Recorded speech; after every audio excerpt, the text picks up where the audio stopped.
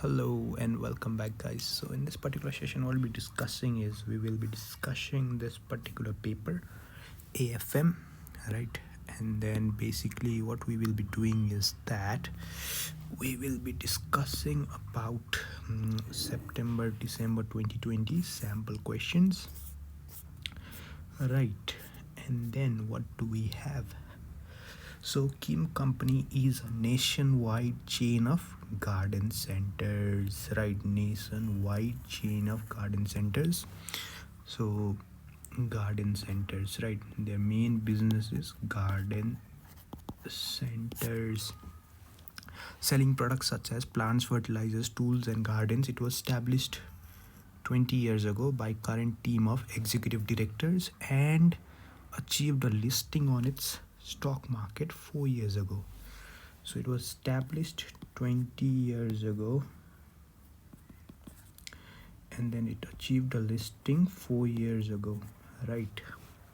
So since listing, the company has made a consistent profit, so it's profitable and has been able to increase its dividends every year. The executive director currently collectively own between 25%.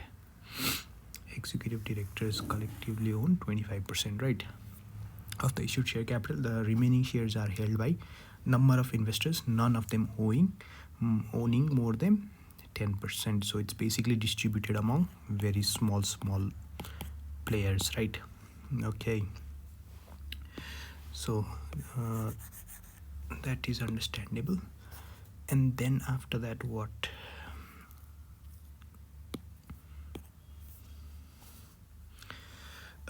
Two of the Kim company's major competitor have been taken over in the last 2 years.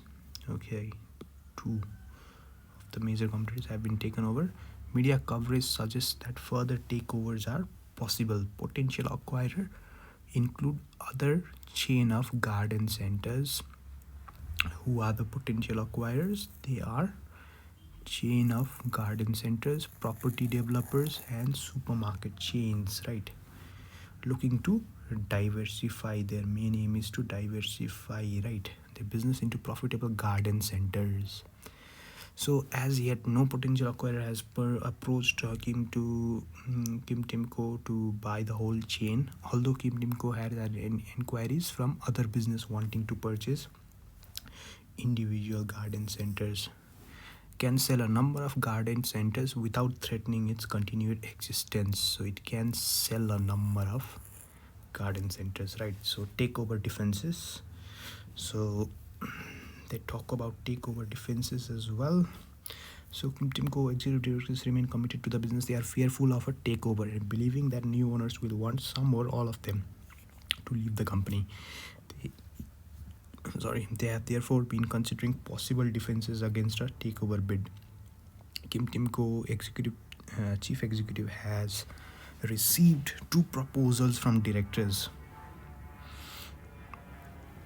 So the first one involves, what does it involve? Sell individual gardens which are particularly attractive to the purchasers. Disposal of this center would make Kim Timco overall less attractive. So this is basically crown jewel, right? That's the word.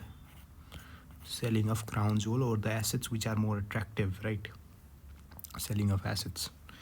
So pay executive directors higher remuneration and change the contract so that they would receive much higher compensation for the loss of office if their contracts were terminated early. So this was basically executive remuneration, right?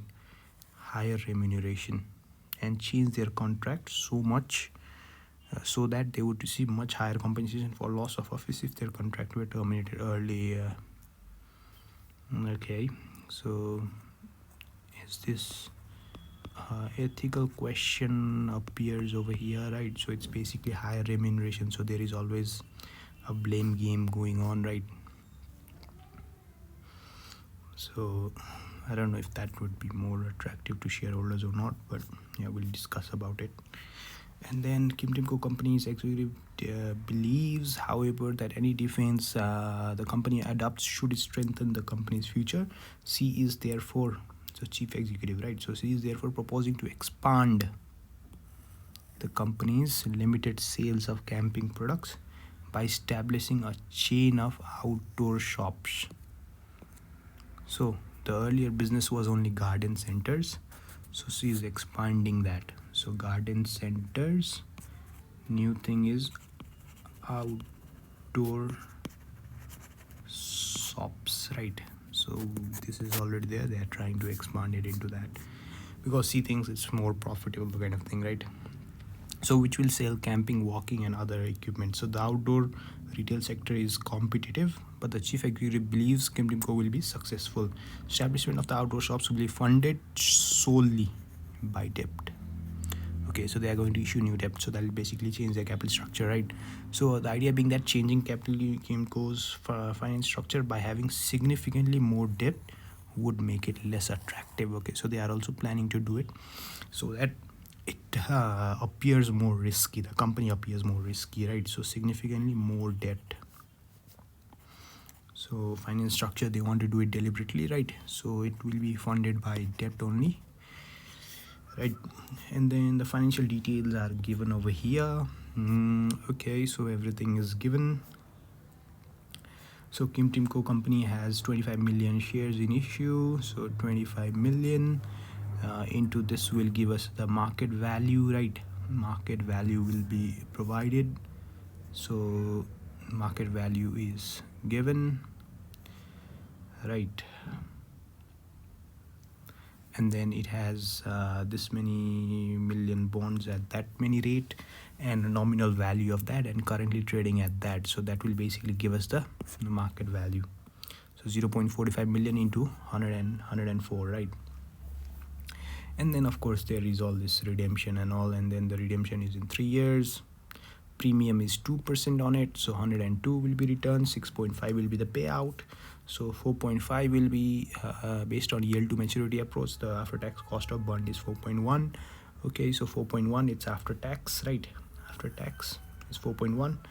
so equity beta for the existing garden is 0.9, right? So we have to ungear it, and then after that only gearing it with the new business and everything, right? So Kim Timco company plans to issue this many new bonds. This percent is 7.5, each with a nominal value of 100. The bonds will be redeemable in 4 years time at a premium of 8%, okay, 108, right? So 7.5 plus 108, right? On this bonds will be payable on the annual basis. So annual basis, okay, the bonds are estimated to have a credit rating of BBB minus, okay. So we have to we will be given some rates, so you will have to use that. So the issue of new 7.5 bonds will not affect the market value of the Kim's shares or its existing 6.5% bonds. So the market value will not be affected, will not affect the market value of the shares as well and the bonds as well. So the market value of new bonds will be determined using the following information relating to Kim Timco's credit rating and 4 bonds which the government has issued to estimate. Okay, so these are the 4 bonds, right? Based on that we will be basically calculating the market value. All the bonds are the same risk class, so details of the bonds are as follows, right? So annual yield curve is over here based on spot rate. So for bond 1, 4.4%, right? Redeemable in 1 year, 2 year, 3 year, 4 years. So we are also given the rating as well for that particular bond in these different years. Credit spreads based in basis points are also given, right? So these are government bonds, so this will be the premium that has to be added to it, right? What else? So Kim Timco plans to invest 60 million of the non-NCA for outdoor shops, okay. The working capital can be ignored, okay, that's good, easy. So has a book value of 150, so 150 plus 60, 210, right? 210, and it is assumed that the proportion of the book value of the net assets which will be invested in the outdoor shops, proportion of book value of the NCA will be invested in outdoor shops, and the garden centers will give a fair representation of the size of the business. Okay, so based on this proportion they will be investing. So 60 divided by 150 plus 60, it has to be something like this. 150 is the main core business, right? It has to be in something this way.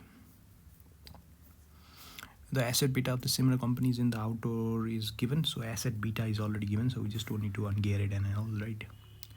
Asset beta of similar companies 0.88. So before taking into consideration the impact of this new investment, Timco companies forecast pre-tax earnings of this much, 24 million, will make a 10% pre-tax return. So what are they saying? Forecast pre-tax earnings for the year is 24 million before taxes, right? Estimated that new investment will make a 10% pre-tax return.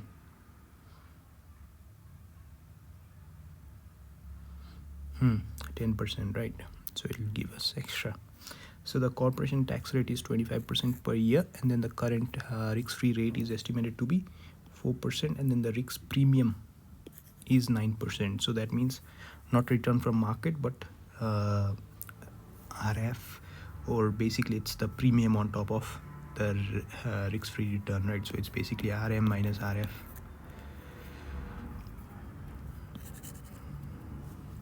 So employee remuneration. Timco Company's annual report contains a general commitment to act in the social responsibility in line with society's expectation. Its commitments to pay its staff fairly in accordance with its responsibilities and are vital to its success. To try to improve the situation of low-paid employees, the government has recommended a basic hourly wage as minimum level employees should be paid, although this minimum is not legally enforceable. A newspaper investigator has revealed that some staff in the Timco Company's garden centers in the northern centers are paid up to 15% less. So this is a bit of ethical question. It's just contradicting itself, right? So it's saying in the annual report like it's acting social responsibility, blah blah, we pay them fairly and all, but it's actually paying them less in the northern region, right? So most of the staff are part-time staff working limited hours each week. So the managers of Timco northern centers, when asked to comment, stated northern regions, Timco had an obligation to its shareholders to control staff costs, lower labor plays where necessary to differentiate between staff. Ensuring that managers and staff with experience and expertise are appropriately rewarded. The managers comment that pay levels also reflect the lower commitment to Timco Company which part-time staff made compared with full-time staff. Reflect the lower commitment. Reflect the lower commitment. How can they say which part-time staff made compared with that, right? So the first part is basically discuss the feasibility and effectiveness of the defense strategies of selling off individual garden centers and enhancing. So basically this is more about defense strategies, right? So feasibility of the defense strategies, how feasible it is, or how doable, how effective will it be, right? Okay, B number is preparing a report for BOD which estimates the cost of capital. Right. WACC has to be calculated. Estimate, no, it's only cost of capital only, right? What about the other thing? Cost of capital before. Estimate the market value and yield to maturity, YTM, of the new bonds. Okay, of the new bonds, we were given all those bonds and also based on that it can be calculated. Estimate the revised cost of equity and revised cost of capital if the new bonds are issued. Revised cost of equity and revised cost of capital, right? Okay, so estimate the impact of Chief Executive's proposal on forecast after tax earnings for the coming year, and then discuss the impact of Kimtimco's cost of capital and reaction of equity and bondholders to the executive proposal. The discussion should include an explanation of any assumptions made in B1 to 4 above. Okay, 4 marks as well. And then 10 marks. Okay, let's see.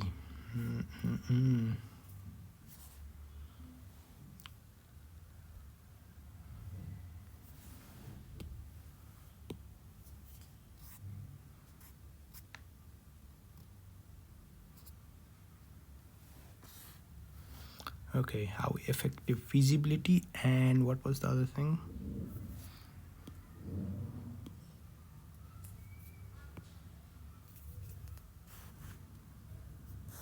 Feasibility and effectiveness, right? Feasibility and effectiveness.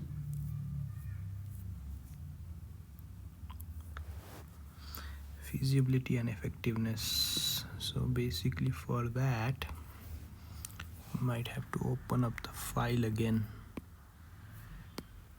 Where is that?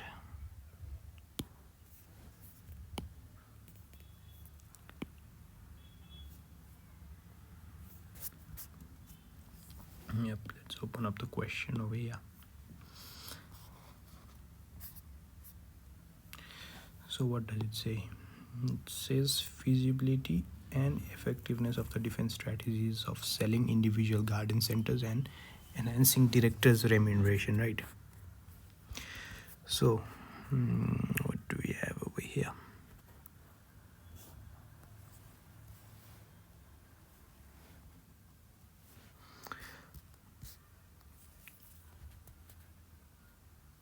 So first thing is basically about selling off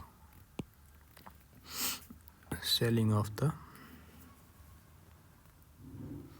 garden centers. Let's see. So feasibility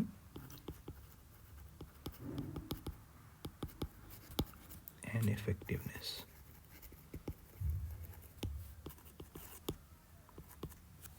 So selling some of the most desirable garden centers, known as selling the crown jewels, right? Most desirable, which is garden centers, right?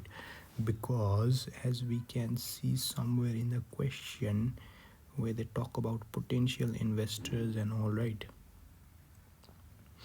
So when they talk about somewhere here,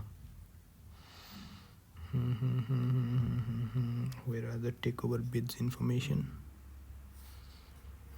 Potential acquirers include other chains of garden centers, property developers, supermarket, and then they are trying to purchase individual garden centers. Okay, so that's their target, right? So we are selling that individual garden centers. So selling some of them so that it may deter some acquirers to buy the whole chain. If Kimtimco sells the asset they most desire, right?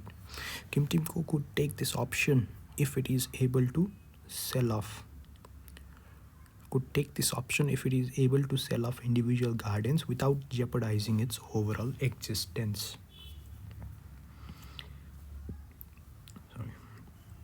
If the existence is not threatened, then it could take this thing. So feasibility, right?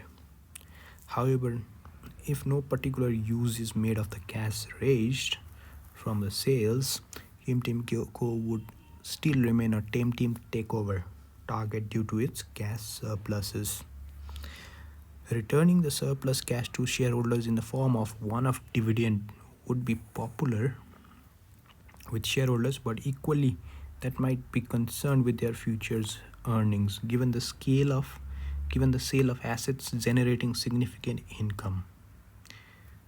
Right, given the sale of assets generating significant income. So shareholders and other interested in Kimtimco might question what future strategies the board had in mind if it did not use the cash surpluses for investment, right? So there might be questions regarding what future strategies the board had in mind, right? What future strategies the board had in mind. So if they did not use the cash surpluses for investment, also if the money was distributed to shareholders, Kim Timco would become a smaller company and perhaps more affordable to some potential acquirers. Okay, a lot of things, but the first thing is basically it could take the option if it does not threaten its existence. However, the cash that comes after the sell will also make it a bit attractive, right? Because why not, the company will be has cash basically, right? So which the other company acquirer could use for a potential expansion and all. So basically to get rid of that, they could do a one-off dividend. However, the important point that they mention over here is basically is that the future earnings might be less because they are selling their significant important, or the sale of assets that they are doing is basically they are selling the one which generates significant income, the one which generates significant income, they are selling it off, right? They are selling it off. So the one which generates significant income, they are selling it off. Another thing is basically it would basically make the company a bit smaller, right? And perhaps more affordable to some potential acquirers. So as the prices, or let's say as the value of the company goes down, right? So value goes down, then a lot of other people can afford it, right? Or a lot of other company can afford to acquire it. That is also another question, right? While right now it's a bigger company, so it has basically less acquirers, I guess, right? And then the acquirers are also garden centers, developers and all, right? So these are basically a bit bigger companies and all, right? So otherwise it will have more acquirers that come in and then try and capture it. So yeah, so basically the word that we should not miss out is crown jewel selling of its assets, and then talk about the cash raised, which will also make it attractive. So basically the other defense could be for the cash that's being raised is basically you could pay it as a one-off dividend, but in terms of effectiveness, right? In terms of effectiveness, but that would also basically hamper its future income, right? So the cash flows will be, because it's present value, I mean, like if you're not reinvesting into the business, you won't be basically generating more income. So basically obviously that will constrain you, and then your market price and all will go down, so you'll basically be a smaller company, right? So enhanced directors remuneration and contracts, right? So enhanced remuneration and contracts. So the enhanced commitment to the directors would represent an increased burden for acquirers, either the cost of honoring them, or either the cost of acquiring them and then the time involved in terminating the director's employment and compensating them. Okay, so it would basically increase the burden for acquirers, right? And then either the cost of honoring them, or the cost and the time involved in terminating the director's employment and compensating them. So burden as in basically cost of honoring, or the cost and time involved in terminating, right, the director's employment and compensating them. This burden will deter acquirers, particularly if the decision is to acquire is marginal. So if the decision to acquire is only marginal, then it will basically deter them, right? Because it's takes a lot of time just to honor the contract, and then basically just to terminate them as well, it's going to take a long time. However, enhancing the commitment to the directors may be ineffective right? So feasibility is there.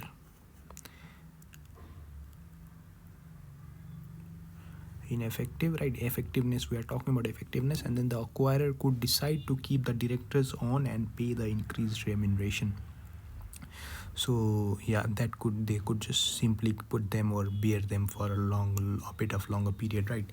Alternatively, the acquirer may feel that buying out the company's contracts and compensating them is a necessary cost that it is prepared to bear, right? Buying out directors' contracts and compensating them is a necessary cost. They might just incorporate it as a cost. So corporate governance aspects are important. As a listed company, have a remuneration committee made up of entities which should be reviewing the executive director's remuneration package. KMTIMCO may have to publish a remuneration report to explain the rationale for directors' remuneration and allow shareholders to discuss and perhaps vote on the report. Right. So it will take a bit of longer period of time. So they might have to call a special meeting just to do that, right? May believe that directors are given a better compensation without having earned it, and then for no other reason than to protect their own position. They may doubt whether directors are acting in the best interest of the company and its shareholders, right? Doubt will always be there. So it could be like they did the contract and everything, but still the effectiveness is not there, right? So a company could basically acquire it, and then the directors benefit at the end of the day, right? Because the acquirer could just simply include the cost in their analysis when they are acquiring the company. So basically that might be very ineffective. Okay, so the second part was about the market value and all, right? So it was about a report to the BODs, right? So the report should basically indicate the impact of proposed investment in outdoor shops and then the consequent increase in debt finance, and then also discuss the possible reactions of equity and bondholders to the proposal. Financial estimates are provided in the appendix and are used to support the discussion and assumptions underlying the estimates are set out below. Right, cost of capital. What else? Okay, cost of capital. Let's see. Let's open up our thing.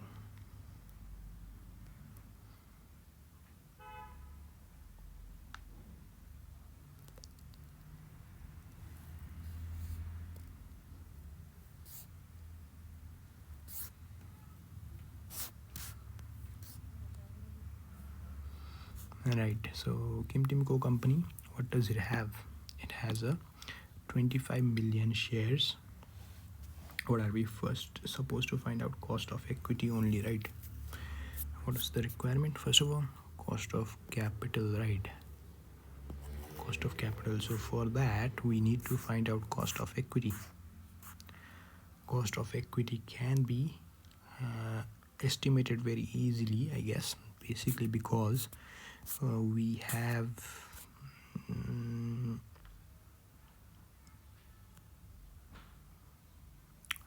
because we will need to find out the WACC, right? So WACC has to be in order to find WACC, you will basically need cost of equity and then cost of debt and then the market value and everything, right?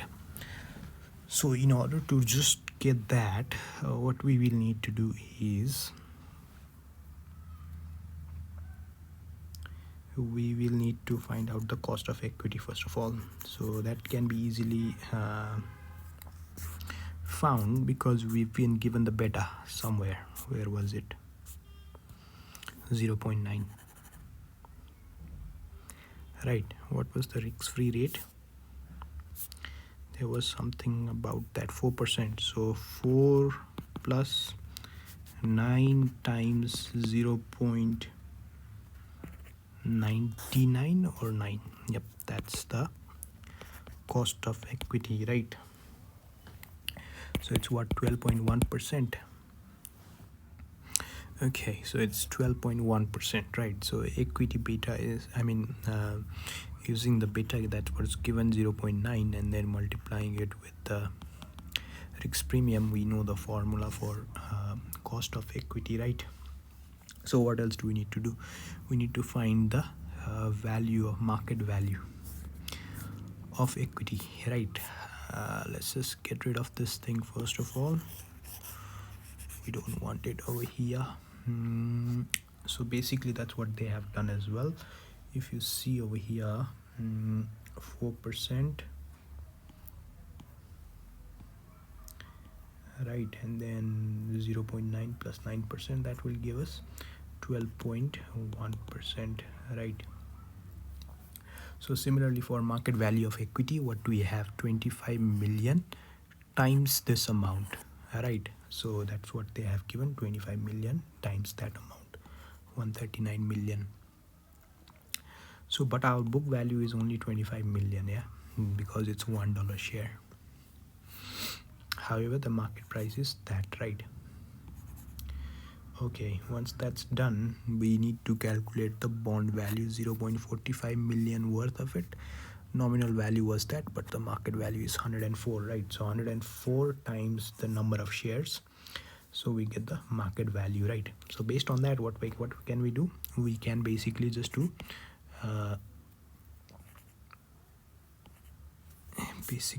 we can just find out, right? We can just find out the WACC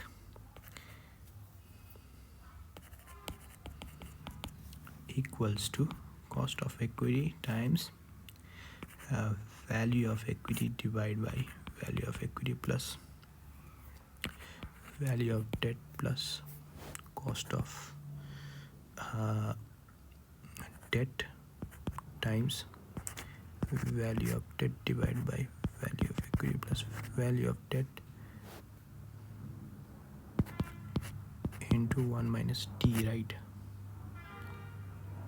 Into 1 minus t.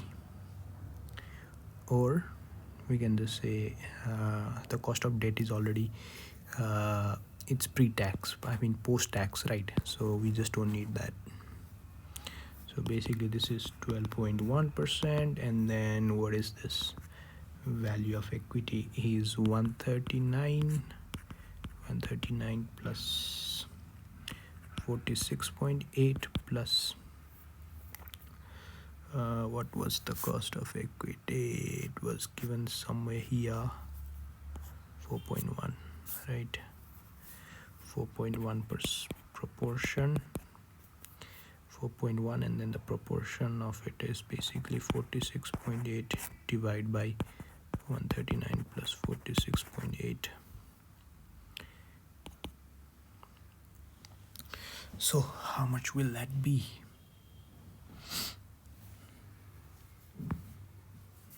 Basically 12.1% off. Can use the calculator.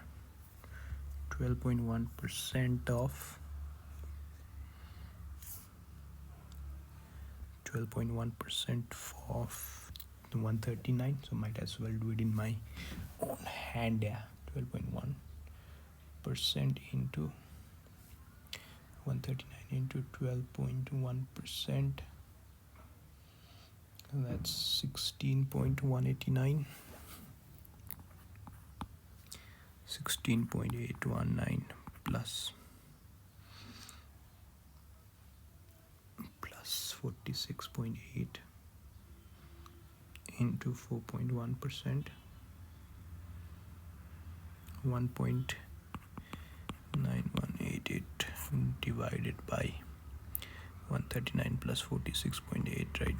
0.8, 39 plus 46.8, so 185.8, right? 139 times 12.1% is calculating it one more time, 16.819 plus 1.9188. So 18 point something divided by 185.8. So that's like what, 10%, 10.01. 10.01%, 01%. Why is that happening? Because a large proportion of it is basically from this thing, right? From value of equity. That's why it's basically, you could calculate the proportion of it as well, but a large significant chunk of it is from there. That's why. And then the difference, the cost of debt is very low, right? The proportion is also low, but the cost is also low. Cost is significantly lower. Okay, that is also done. So we can see here, you can do it this way as well. So WACC is done, right? So what we were required to find out, we were required to calculate the cost of capital before the bonds were issued. Okay, that was done. So before, right, estimate the market value and yield to maturity of the new bond. So for that, we will need some information about the bond. So the bond, new bonds information are over here. So 0.6 million. So first of all, let's just find out the value of the new bond based on the annual yield curve, right? So basically we have the bond over here, GT, day, row, all these bonds are there, right? And then the yield curve is also given, right? And then the credit spread is basically 56, 78, 106, all these things. So we just add them up and then we get our annual yield curve for the Kim Timco company, right? And then based on that, what do? We basically discounted using this particular annual rate, right? So we are paying a coupon of for how many years? What is this bond thing doing? 4 years time at a premium of 108, right? So it's basically going to be in the year final year, fourth year, will be 7.5 plus 108, right? That's what it's giving out. So basically 705.5. That's what it'll be paying out, right? So that's what we are doing over here. So basically we need to so this is for the second year, that's why we are doing square. So it's basically 7.5 times 1 divided by 1.0456 plus 7.5 times 1 divided by 1.0508 square, all this thing, right? So you just keep on going like that, and then once that's done, you will get your present value of the new bond based on the yield curve. So your present value is 109, right? So present value is 109. So based on that, what you can do, you can calculate the total valuation, right? So 0.4546 or 0.6 million times your 109.92, right? So that will basically give out 65.952 million as it is given over here, right? So market value has been computed after you calculate the present value, right, of each particular bond, right? So that was basically done based on what? The annual yield curve, right? And then after that, what we need to, we know the market value now, but what about the yield and the yield to maturity, right? YTM. So what's the cost, right? So what's the cost of that particular bond?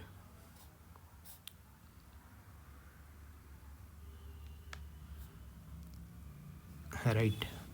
So for that, what we need to do is, we have the market value and everything, so we just need to calculate the market value currently is 109.92, and then we have the post-tax value of 9.63. What was the coupon over here?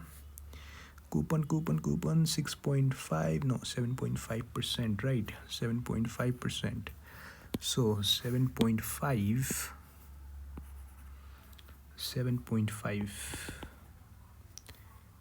minus 25%, right? So 0.5 into 4 into 7, 7.5 into or minus 0. No, 0 point minus 25%, so 5.625. So 5.625, right? So that's the coupon. So basically we can just round it, so 5.63, that's what they have done. So after that we can just use the annuity factor, right? And then basically this one is for year one, and then we are discounting at 5%. Redemption rate was basically, what was that? There was a premium as well, right? Premium of 8%. So basically 100 is the value, so 100 plus 8, right? So the coupon rate is also there, but it's already included in this value, right? So it's for 1 to 4, that's why. So basically based on that, how much did we get? What was the present value? It was negative, right? So basically if it's negative, what happens? So basically you're basically dividing it, right? So denominator, if you're getting less value or negative value with a denominator of 5%, that means you just need to increase the decrease the value, right? Because you're decreasing the denominator, but that means your resultant will be increasing, right? So for that you divide by 3%. So based on that, we adjust the discounting factor as well, right? And then based on that we get a value of 6.91, right? And then assuming that they are linear and everything, right? So we get the YTM, and then based on that, what do? We always take the value which is in positive, and then we compare it with the one which is in negative. So basically it has to be between these two, right?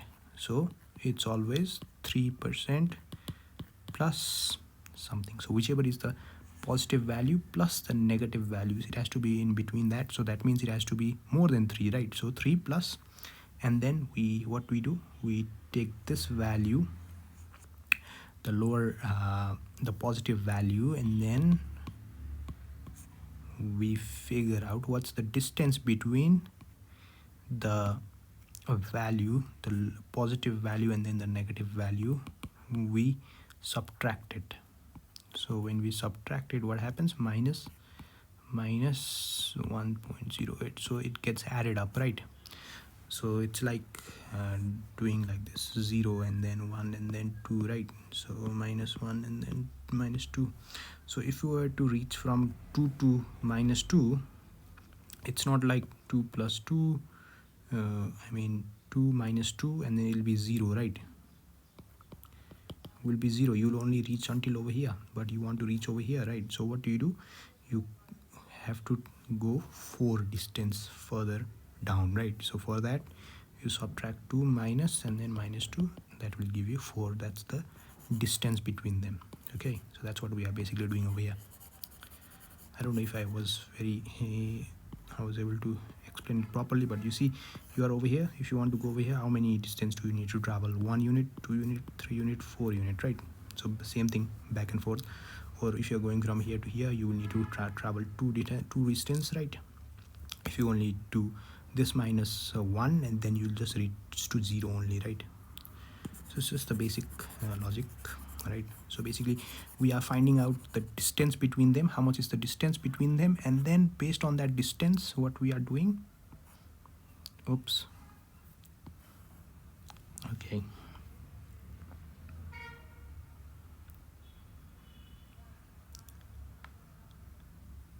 this distance minus, and then after that what do?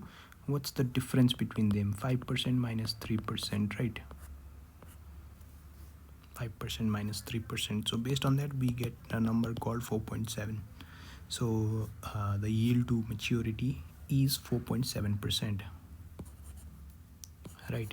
So always remember the formula. So it's basically nothing difficult, but it's just the whichever is the positive number, it has to be between positive and negative. So to find the number between that, you have to find, like, let's say 3% is giving you positive, then you have to increase it by something. So it's always 3 plus, and then after that what do? You put in the positive value of 3%, so 6.91, and then you measure the distance between that and then the 5% or the negative value. So for that you subtract from there minus 1.08, and then after that what do? You multiply it with the distance between the discounting rate, right? So 5% minus 3%.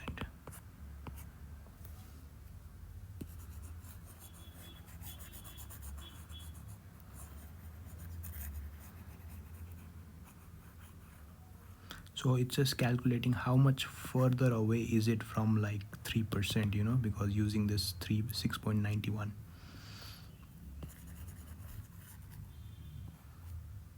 Okay, so that's done as well. And then after that, what do we need to find out? Next thing we need to find out is estimate the revised cost of equity. Okay, and then the cost of capital if the new bonds are issued, right? First thing first, cost of equity, right? So to find out the cost of equity, what do we need? So risk-free rate plus beta times risk-free RM minus RF, right? So will the beta be same now? Because it won't be same, because what happens, we are equity beta of that much, but what has happened, we have taken debt, right? Solely by debt we had done that funding. So basically for that we need to adjust some values as well. So for that, what we need to worry about is basically look at similar companies beta, right? And then okay, first of all let's ungear the beta 0.9. So in order to ungear the beta, what do we do?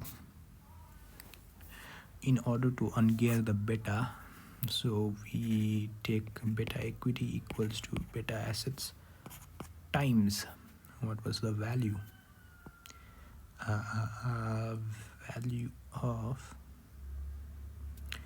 Value of equity divided by value of equity plus value of debt times 1 minus t. Isn't it? Isn't that the formula? Where was it? Right over here.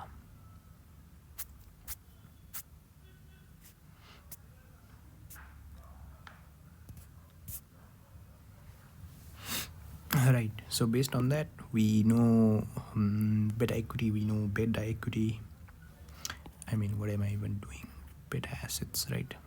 So beta equity is 0.9 and then we are multiplying it with 139 plus what was the value of the debt? It was something here,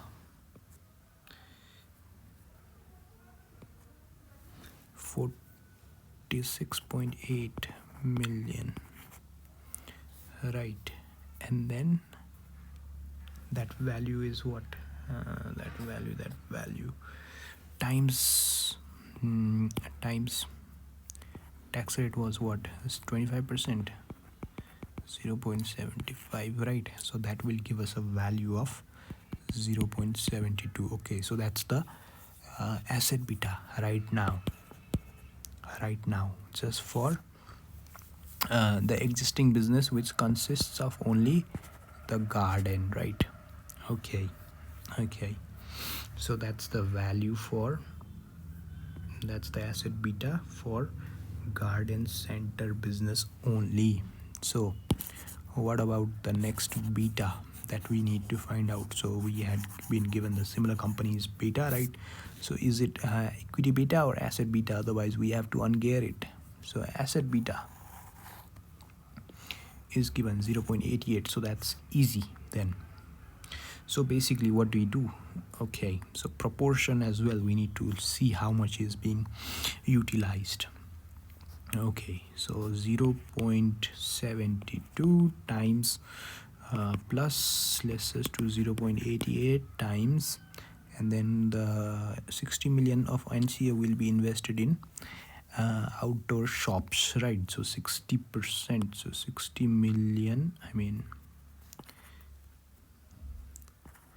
60, no, this is for the other, 60 by 150 plus 60, and then 150 by 150 plus 60, right? So that will give us a beta for, or average beta assets of 0.77. Now we need to gear it again using the new a new capital structure, right?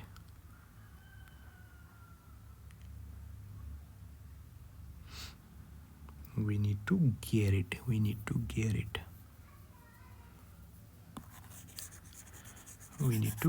Right?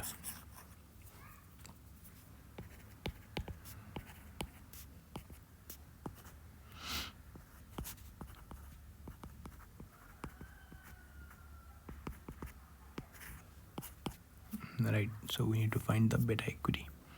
So beta equity equals to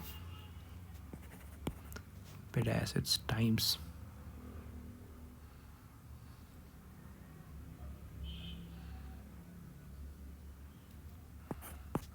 value of equity plus value of debt 1 minus t divided by value of equity, right? So what's that? Value of assets.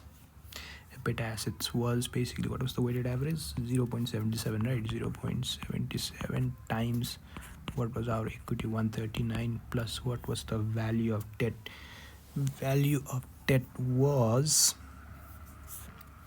we had calculated it somewhere here. Value of existing debt, so 46 point, sorry, plus that's the current only. You see, it's existing bond only. We need the other value as well for the new bond as well. So 65,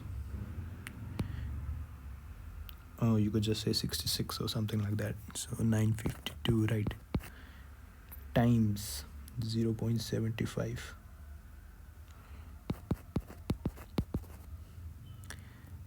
divide by 139, right? So that will basically give us a value of 1.24. That looks reasonable because asset beta is that much. After gearing, it's 1.24, right? So checking can also happen over there. Okay, so now we have like the best. What did we get? We got the beta assets, right, for the whole company, using which includes, or we got the beta equity for the whole business, which incorporates the new outdoor thing as well. So after that, we know we have our betas, so now we can calculate the cost of equity, right? Because the company's thing has changed, so the cost of capital will also change. The beta, the RIX has increased, right? So it's venturing into a new territory of outdoor shops. So basically the cost of equity will also change. So that will change by how much? So 4% is the,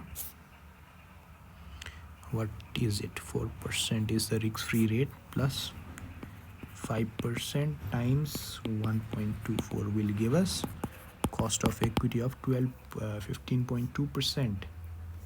So that has increased significantly, right?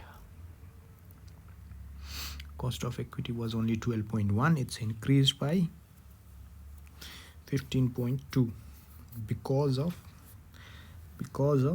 the increase in debt.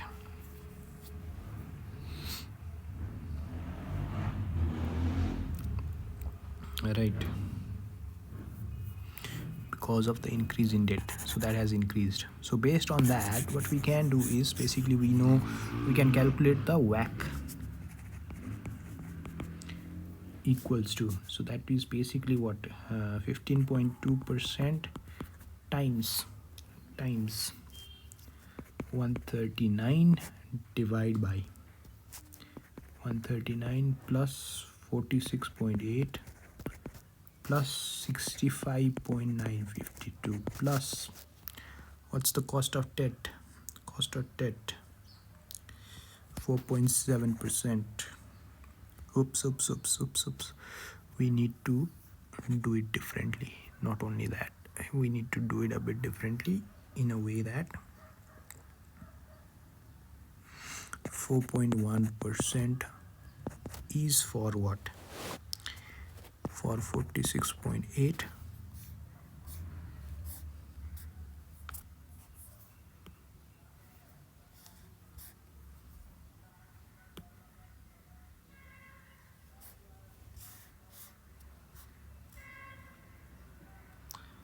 .1 4.1, right? So for the previous one, what was it? 4.1 was there for the previous debt,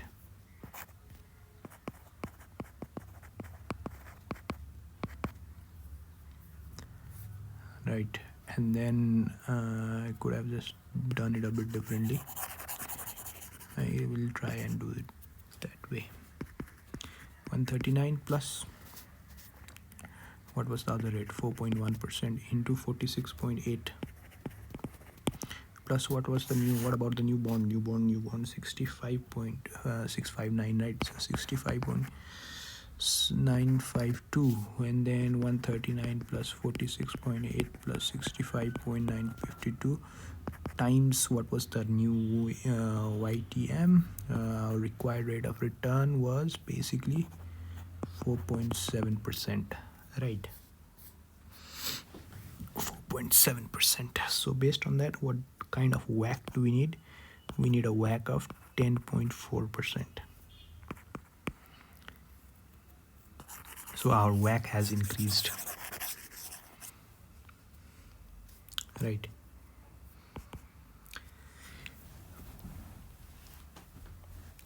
Our WACC has increased, but by how much? 10.1, 10.4, right? Okay, so the WACC part is also done, right? Cost of equity, we did get that. We got the cost of capital as well.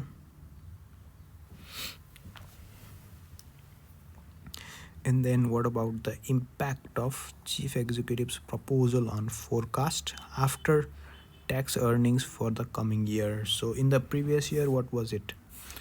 Where is it? There was something over here, 24 million pre-tax earnings.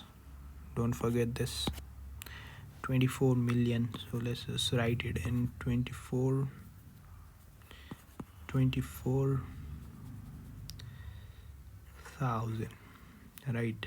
Minus 75% will give us the PAT, 18,000, right? And then what will have happened? The universe will make 10% pre-tax return, right? So that will give us, what will happen? It will basically increase the after-tax earnings of that rate, right? And then additional finance cost will also increase because of the new, okay, that could be missed out pretty easily, right? So 60 million times 7.5, so it's basically this rate, this many quantity, and then we are paying out that much dividend, right? And then out of that only 75% is the cost. Basically we are just adjusting this particular number for the tax benefit, right? Because all these numbers are after tax,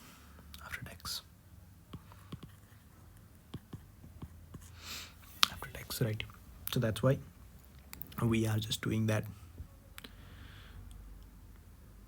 So 7.5 and then into 0.75, right? So that's the additional payment that we are making to the bondholders. And then additional earnings due to new investment is basically 60 million. That will generate a return of 10%, right? So it just says new investment will make 10% return, pre-tax return. So I was confused at the beginning while I was seeing it, like, what new investment? Okay, I couldn't figure it out, but now I see like it's investing this 60 million, right? So 60 million will give us a return of 6 million, and then 6,000, and then you adjust it for tax. After tax you will be getting a return of 4,500, right? So you just add all this number up, and then what do you get is the increase in post-tax earnings.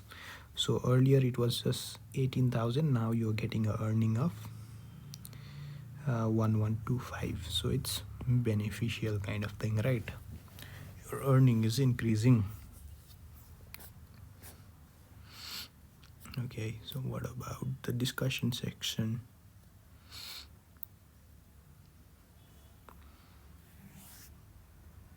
Let's discuss this thing as well. So cost of capital, there are two impacts in opposite direction on a weighted average on WACC.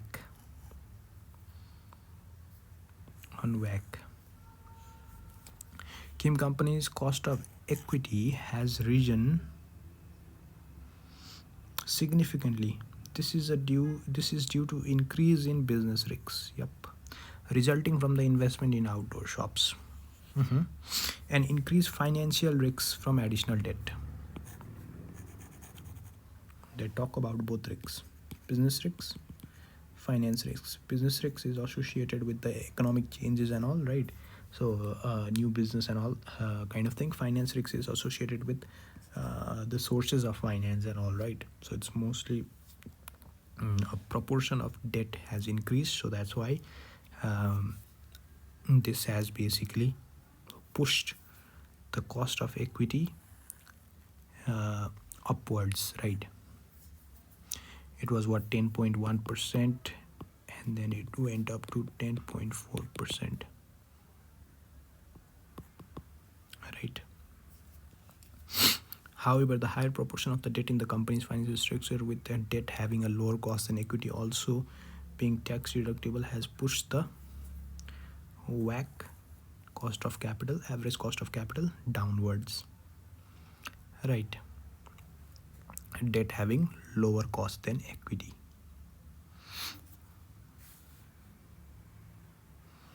It has done that. Where was it? It's somewhere here.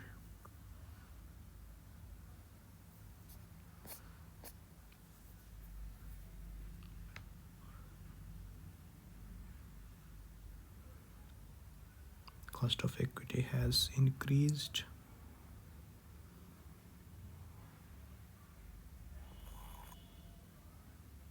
Cost of debt is not so big, right?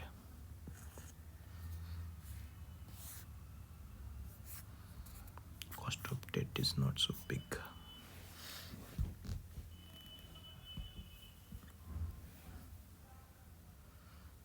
And then the average WACC has risen, meaning the increase in equity has had greater impact. So it increased from 10 point something to, the equity also, I think it increased from 12% to 15%, something like that. But this basically, because the proportion of equity was higher, so that has had a bit of impact, right? So that's what's pushing the WACC in the upward direction.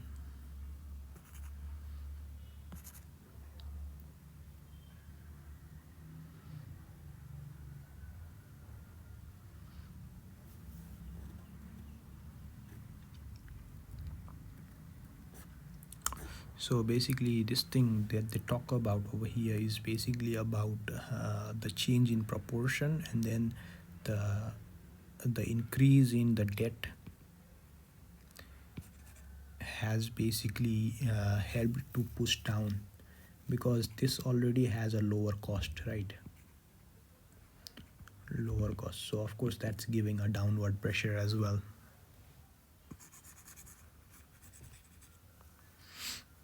So what was the assumptions that we had made? So the assumptions about the returns from new investment may depend on how much Kim Timco can attract customers. So we are assuming 10%, I think, from the competitors, right? Where rather than finding a new market itself. So competitor reaction may impact our reactions, right? So basically once you get into the new business, there will be some kind of competition. So it just talks about somewhere around here: competition.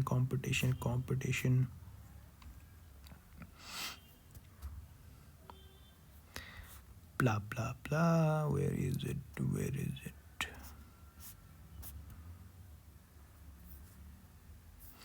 Outdoor retail sector is competitive,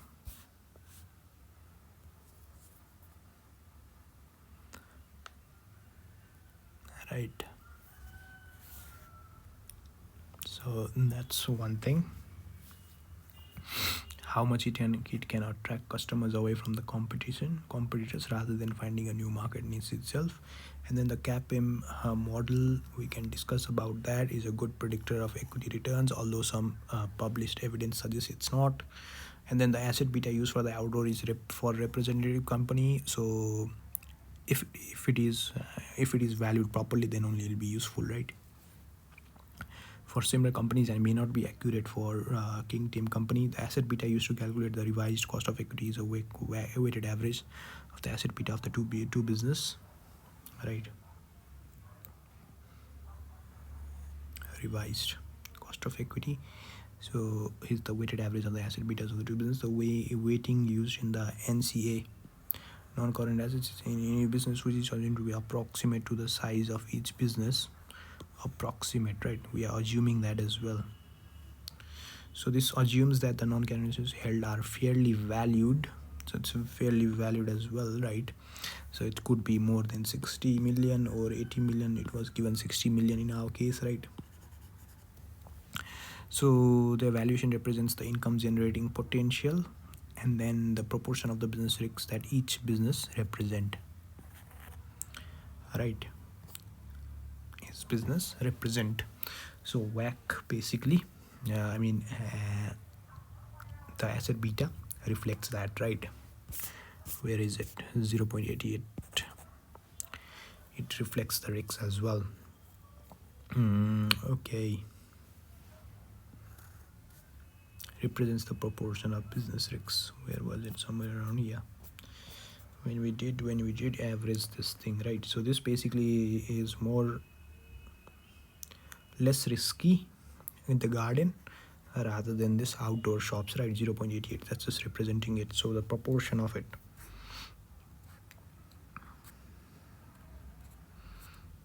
So in the combined new business, what will happen? The proportion of that will have an impact on the WACC, right? So this is just representing that the risk has increased. The business risk has increased, okay? Not the financial, because it's asset beta. And then the share price of the existing bonds are assumed to remain unchanged, right? That assumption is also made. So that's not so there will be a possibility of change in shareholders base, right? So that will lead to a change in share price. Of course, that will change the cost of capital, right? Basically, because as the beta changes, so as the market value changes, so will our cost of capital, right? And then equity holders.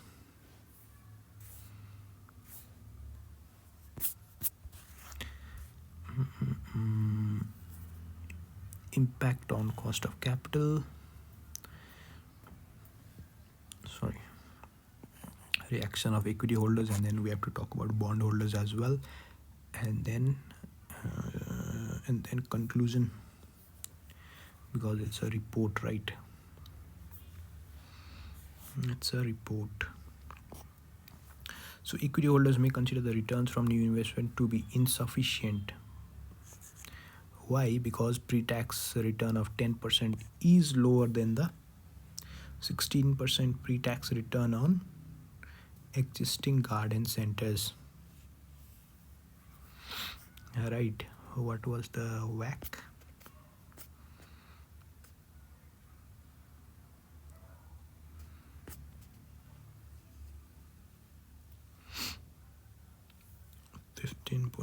%, right? Cost of equity is there.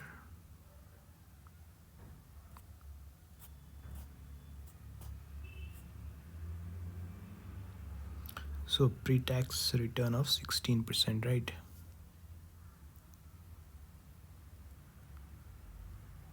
So basically this one they have computed, I think, based on that, what was the number, 150 book value, right? 150 million. So 150, so we are talking about what, 15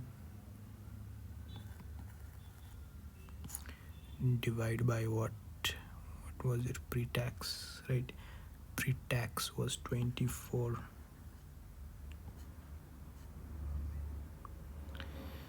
Right, so 50, let's just compute 24 divided by 150. So yeah, that's a 16% that they have computed based on this. So that's a good analysis, right? So equity holders may consider the returns from the new investment to be insufficient because the pre-tax return of 10% is lower than the pre-tax return of on existing garden centers, and it's not much above the 7.5% pre-tax finance cost of the bond, right? Used to finance the investment.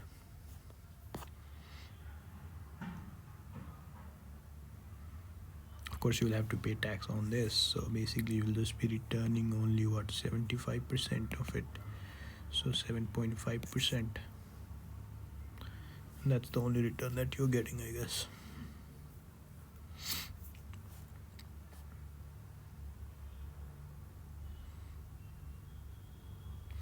Not much above. So equity holders are more likely to be concerned about the increase in both business and financial risks. The increase in business risks due to higher business risks for the outdoor shops, 0.88, and then we took the proportion of it, right? So this is already higher risks because our asset beta was what, 72 only, I think. 72 or 77. 72 for our garden centers. 72. So then after that the combined pushed it to 0.77 due to competition in the sector.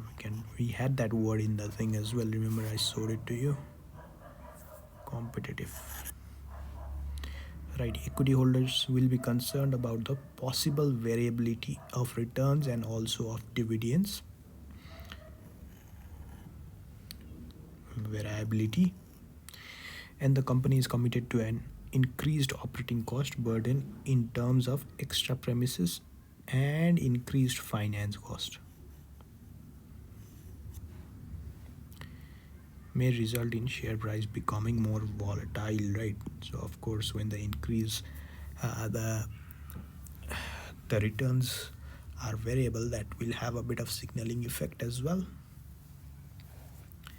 So other aspects concerning equity holders may be any restrictive covenants attached to new bonds that affect payment. So covenants attached to the new bonds may affect payment of the dividend and also the planned repayment of the bonds. Already has significant commitment to repay the 45 million bonds. In 3 years time, the new bond would mean an additional commitment to repay 60 million just a year later. So 3 years, and then the other was 4 years, right?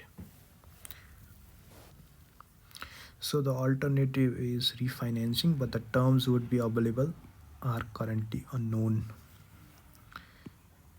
This is also an interesting thing that you can talk about, refinancing. Right, this risks may mean that equity holders reconsider their investment in Kim Team Co. if they are risk averse and do not feel the additional returns compensate for the risks. They will take into account that the return on the investment in the new business is lower than the current return on investment in garden centers, although they are not required to make any additional investment themselves. For the return on outdoor shops, the share price will fall if a significant number of shareholders decide to sell their shares, although may attract new clientele who is more risk seeking, right? So that's like just being hopeful. Okay, bondholders. Bondholders are likely to be most concerned about Kimtimco's ability to meet its interest and repayment commitments. Holders of bonds are more likely to be concerned about availability to repay the capital.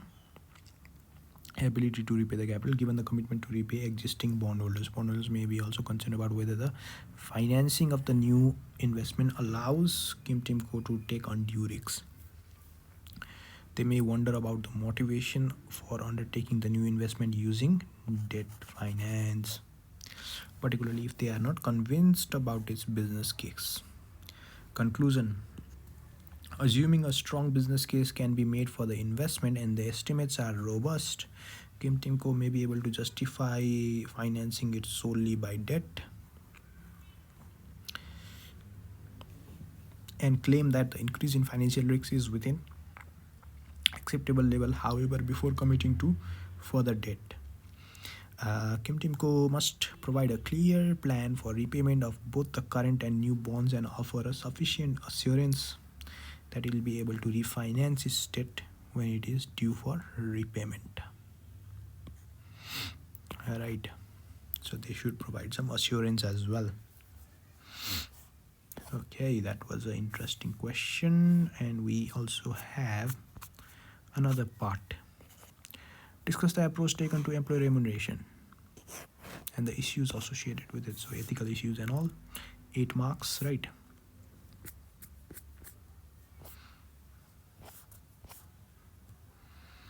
Approaches taken. So what was that? Approaches taken by North region and issues associated with it. Okay, approaches taken. The stated approach to employee remuneration has some business logic. Expertise, experience, seniority, commitment, all are attributes that staff should be reflected in extra rewards for them, not only out of the fairness of the staff but also because of their value to the business. Not only out of fairness to the staff but also the value to their business. What kind of value did they add, right? So if staffs with these attributes believe they are not being attributed fairly, they may leave and perhaps join a competitor. Kimtimco has a duty to enhance the wealth of shareholders and has raised expectations by recently increasing dividends. Raised expectations. I think they talk about it somewhere here at the very beginning. Its dividends each year increase. Right, they have increased their dividends each year. So that means it has raised expectations. So there is a stakeholder conflict. So basically the decision will be, so as increasing wages of many employees will lower the profit, hence lower distribution available, right? Or that will also have a signaling effect as well, right? So issues with this approach. The statement about part-time staff not having the same level of commitment may be unjust. They may be as committed as the full-time staff during the hours they work. The current approach raises a number of ethical issues that may harm Kimtimco's reputation. It has made commitments to act in accordance with society's expectation and to treat its staff fairly. Although the basic wage is not enforceable, but it does represent society's expectation about what employees should be paid. Limiting rewards to staff which may only be able to work part-time. Limiting rewards which may be able to work, and other commitments should also be something that society judges to be discriminatory and may be against the law. So if Kimtimco's directors are given more lucrative contracts as takeover defense mechanism, this undermines the argument for limiting staff costs. Very good point. So if you're saying in the one way like you're trying to reduce the staff cost but you're not paying the ones the lower level employees properly, or like the ones who are in the front line properly, but for the higher ups you are basically paying a lot of them, so that does not make any sense, right? So it's contradictory. And then consequences of this threats to reputation might again be that lower staff eventually decide to leave. And high staff turnover will mean that few staff develop experience and expertise over time, which may impact on customer quality. Kim Timco may also have problems recruiting staff for its new outdoor business. Customers may want to stop shopping at Kim Timco in protest of the poor treatment. So even customers can take some action, right? Consequences. But this was a main trick, and boom, that was like a punchline. Right. So, so given like the reasoning itself does not make any sense, because you're trying to say like limiting staff cost, but you're increasing the remuneration for the higher ups, right? So that does not make much sense. Okay. Okay, so that should provide a bit of marks as well, right? 50 marks question, not so bad. A bit of here and there the calculation part, right? Okay, so next time we will do question number B as well. So that's it for today. Take care. Bye bye.